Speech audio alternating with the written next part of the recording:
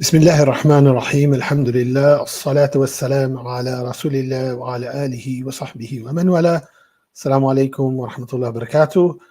This is the first video I've done for a while, for obvious reasons, and doing this on my own, and a new approach. And also, I hope, even though I've covered some of this material before, I hope, inshallah, it will be useful to do this explainer video about two-state solution, and you'll understand why. There's been quite a lot of talk about it in the last week, and I thought it will be quite useful to unpack some of what politicians have been saying recently. So I have a little presentation that I've prepared. Two-state solution, the promise of a Palestinian state, the lie of a two-state solution is what I've titled this video, and you'll understand why. So over the last few months with the war on Gaza, we've seen a lot of people talking about what happens after the war. What will the political settlement be like? Will the Zionist occupying force directly want to occupy Gaza? Will there be some kind of Palestinian authority in there allowing the people to come back and live? Is there a two-state solution possible? And various headlines like that. Actually, more recently, just in the last week, we've seen about a week ago, UK Foreign Secretary David Cameron saying the UK is considering recognizing a Palestinian state. We'll come back to some more of David Cameron's detail later. And secondly, reports from the United States, Biden says that a two-state solution is still possible after a call with Bibi Netanyahu. So this is the kind of headline we've seen in the last week. And actually the response from some people, some pro-Palestine activists have been, about time that Britain is doing justice to the Palestinians by thinking about recognizing a Palestinian state. Well, I would say it's very hard to trust a government that sells bombs to the Israeli occupying force one week and then pretends to be an honest broker the next. It's very hard to trust any government that has backed the occupation for over 75 years and then pretends to be an honest broker now. And I think when we break this down, you'll understand why I say that. And then on the other hand, you've got headlines like this in the last week. So on the bottom right-hand corner, an article in-depth article from Foreign Policy, the website, Middle East Paradox, it says, the Palestine-Israeli conflict has never been more dire nor more ripe for resolution. So this is what I call like the prospect of what I call a dirty peace after a dirty war that you've seen over successive conflicts, that the people who want to undermine a good future for the Palestinians, who want to secure the Zionist occupation of Palestine, often push for peace resolutions which undermine the interests of the Palestinian people and their claim over the land. On the same side, at the same tide that you hear this rhetoric about favorable prospects for a Palestinian state, you have the House of Representatives in America passing a bill banning the entry of PLO organizations into the US. Bizarre thing. That's just that one headline I saw this week. And also, you have Netanyahu rejecting the idea of a Palestinian state. So how do you reconcile all these things? Well, look at what David Cameron, first of all, is offering with Britain's 5-point plan for Palestine. So a push for a new international support package for Gaza. All rhetoric. There's nothing there. It's like a promise of some support for Gaza. I mean, you're talking about an ongoing slaughter, ongoing decimation and flattening and leveling of the entire Gaza Strip. And they're talking about some possible push for some international support package. Meaningless. Formation of a new Palestinian government for West Bank and Gaza. Again, rhetoric without any substance about who actually is going to form that government, really. And then the same old kind of things that the occupying force talk about: removal of Hamas's ability to attack Israel, releasing Israeli hostages held by Hamas, and the removal of key Hamas leaders from Gaza. So the usual kind of rhetoric, which is all kind of ongoing at the moment. That's not anything kind of like in the future. So what you see is here a little bit of rhetoric and no substance. The two-state solution, I say, is a lie because it's unworkable, and we'll see why. And as I say, I've mentioned this stuff before. It is unjust, and you will see why. And it is un-Islamic fundamentally, and we'll see why. Let's go back into history.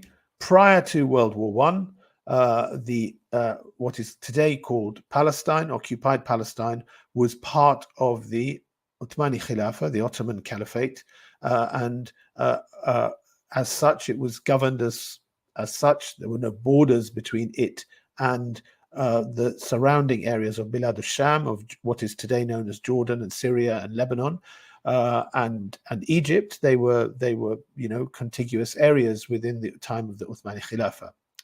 And actually, we had Muslims, Jews, Christians all living there side by side. These were Jewish citizens of the Ottoman Caliphate. You have a Yemeni Jewish man there, and you have Jewish ladies worshipping at the Burak Wall in the days of the Ottoman Khilafah. So the myth that people could not live in this land side by side is blown when you look at the history of the Ottoman Caliphate, and before that, actually.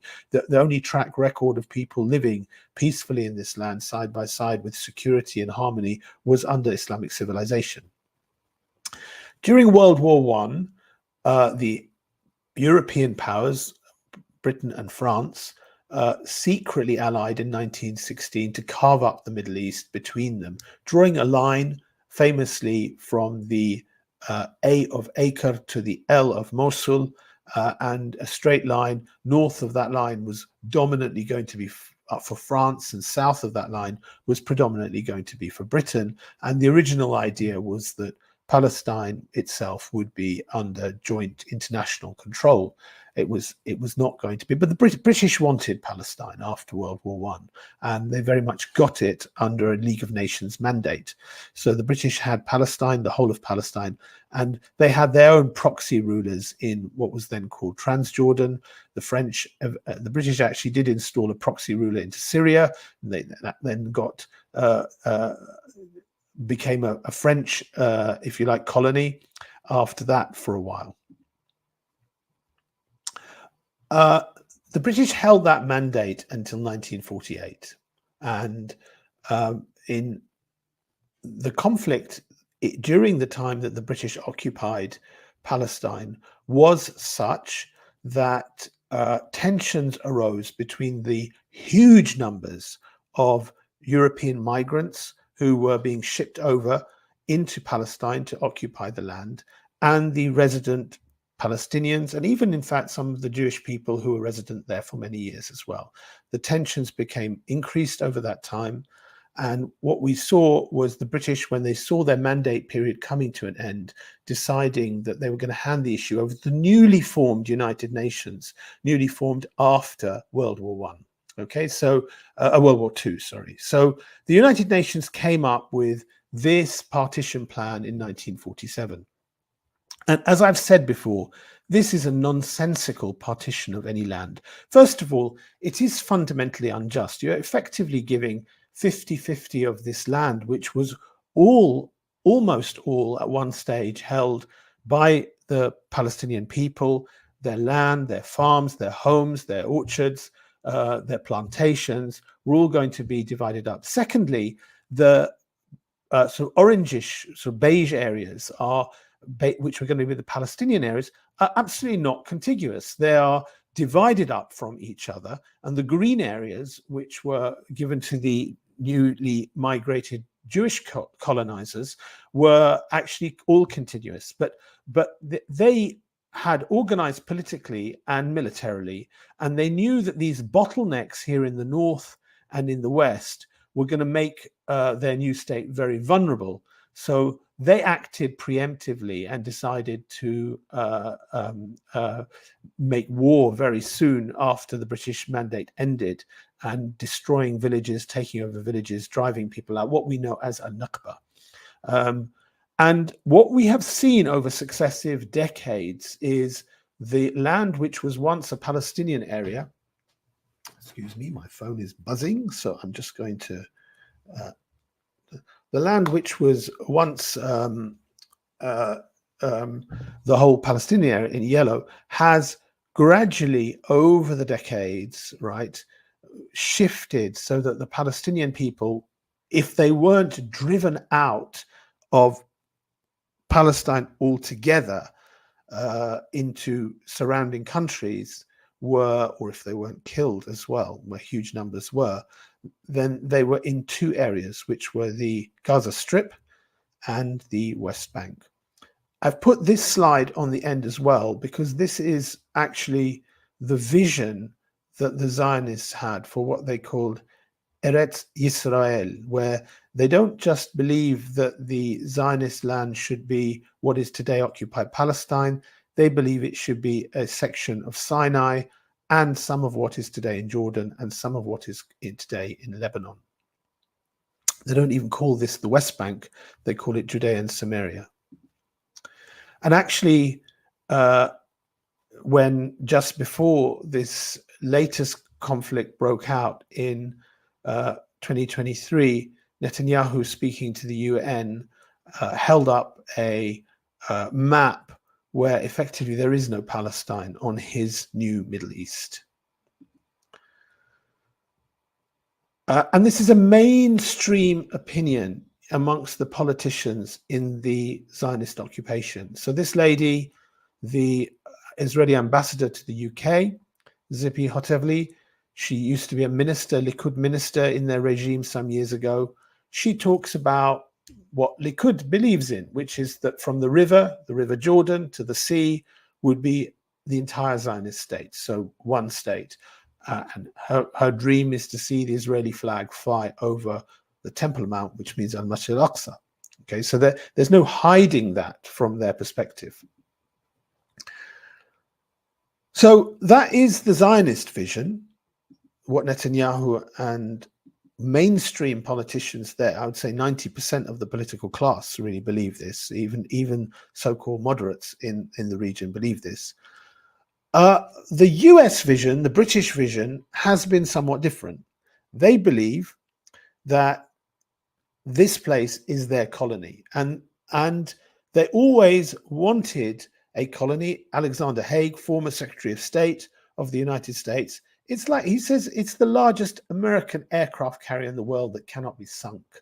And doesn't even carry one American soldier, and is located in a critical region for American national security. That was repeated by a presidential candidate, Robert F. Kennedy Jr., where he again described it as like having an aircraft carrier in the Middle East.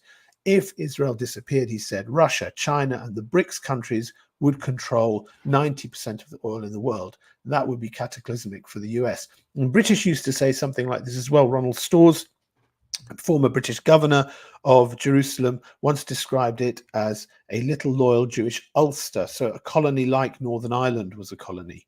So the British, the Americans after the British, wanted a colony within the Middle East to secure their own interests. So the reason this is important is you will now understand some of the tension between what the Zionists want and what the dominant power in the world wants. And whilst the interests overlap largely, they don't overlap completely. So in the same week that Joe Biden can say, we can foresee a Palestinian state, meaning a two-state solution, so our colony will be there, but we'll do lip service to justice to the Palestinians. Same week he can say that, Netanyahu, representing the Zionist interests, will say, no, we don't want a Palestinian state. We want the whole lot ourselves. And you see that tension going on between them.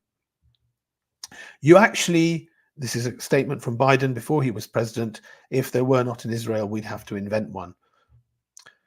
This is a statement from, this is a video which you can find online of former US President Harry Truman talking about America's colonial agenda in Palestine, saying we had to do it in small doses. You can't move 5 or 6 million people out of a country and fill it up with 5 or 6 million people and expects both sets of them to be pleased, eventually we'll have them all satisfied. How he dreamed of that, I don't know. But effectively, the agenda is there. You're going to move out the entire Palestinian population and move in somebody else. And, this is a mapping exercise that Ralph Peters, a former senior military officer in the United States, did, where he divided up the Middle East into kind of like into even more small colonies and weaker dividing rule strategy in the Middle East. And you can see this idea of having even a small Palestinian state would fit into that very well. It would still mean that the Zionist occupation, which has external aid, financially, militarily, politically, would be the strongest power in the region, would dominate in so many ways, even though it's very small in terms of size and population. So I said it's unjust and unworkable. Well, part of the unjust is the fact that what would be a future Palestinian state that Cameron, Britain, Biden, United States, and the international community would accept would be approximately 15% of historic Palestine. So if you would be surrendering 85%. I said it's unworkable. Why? Because if you look at the two aspects, one is, this map is prior to October 2023. What is now Gaza, the Gaza Strip, is decimated. It's unworkable. It's like it's destroyed. And what is the West Bank is like the Balkans. It's like divided islands. The green areas are the areas under the Palestinian Authority, which effectively has the same authority as like a local town council would in a country like Britain.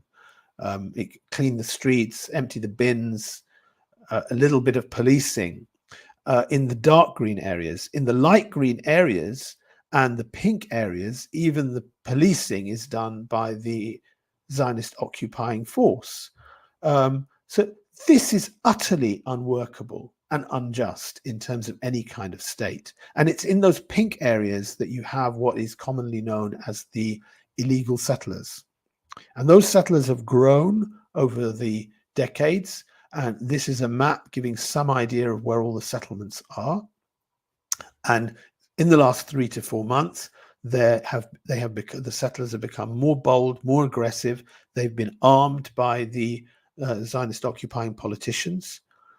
So it comes back to the UK and the US statements. Why do they make these statements? Well, these statements are aimed at two things. First, it is to slightly pacify international opinion on the ground, which is outraged at the fact that these states in the West are effectively backing a genocide. So by mentioning that they want some kind of Palestinian state, it kind of gives people hope. And sadly, you do see that. You see respected commentators saying, oh, finally, Britain's foreign secretary is talking about the Palestinian rights. Well, what they're talking about is that, and that is not anybody's rights. That is going to have no military, no defense. It's going to be at the mercy of the occupiers, even if they were given statehood. And the other thing you see is this language about recognizing a Palestinian state. It is sometimes used as a tool in the tension between the Zionist politicians like Netanyahu and the colonial power of the United States. So you see this, on the one day, Biden will say something, and on the next day, Netanyahu will say something. I said it's un-Islamic, and the answer to this comes from really one of our last great leaders in the Muslim world, Sultan Abdul Hamid II, last great Khalifa, you can say, not the last Khalifa, but the last Khalifa with any significant power, who was once offered to sell the land of Palestine when a time when the Ottoman Khilafah was in great debt, and he said he won't send a single inch. It isn't his to sell. So it is Islamic land. It isn't his to sell. So he recognized that. And if you want to even look at it in personal terms, those people who've been driven out since 1948, whose homes, whose farms, whose plantations, whose orchard, all of those things that have been stolen and taken, tell me, who is it that has the right to just say and sign it away and say, yeah, okay, somebody else can now have that permanently? Who can do that except the legitimate owners of the land from an Islamic perspective? They can't. You cannot just surrender somebody else's land and give it up, really. That the right of return, the right of to have what was usurped from them, has to be a right, as well as the general fact that this whole region was Islamic land. And actually, you know, the myth and the lies that are peddled out there is that Islam cannot have a workable solution because people see it through the lens of their own nationalistic agenda, which they have around the world. But actually, in history, when Islamic civilization ruled this region, you had people of different faiths, Jews, Muslims, Christians, living side by side. The Prophet Muhammad sallallahu alaihi wasallam, when he talked about Islam spreading to other lands, and he said, this is a hadith, a translation of hadith mentioned in Sahih Muslim, invite the people to migrate to the land of the Muhajirun. And if they do, if you become contiguous with the Islamic land, then inform them that actually you'll have all the privileges and obligations, all the rights and responsibilities, if you like, of the people of that land. So you become effectively like equal subjects, equal citizens, if you like, in that way. So these are some arguments that explain why the two-state solution is a lie, why it's unjust, why it's unworkable, why it's un-Islamic, and why you see this conflicting rhetoric coming out all the time. I hope that was helpful. Say it's a bit of a repetition of stuff I've said before, but it's useful, I think, in the context of what we've heard this week. And inshallah, see you again soon. Wassalamu alaikum wa rahmatullahi wa barakatuh.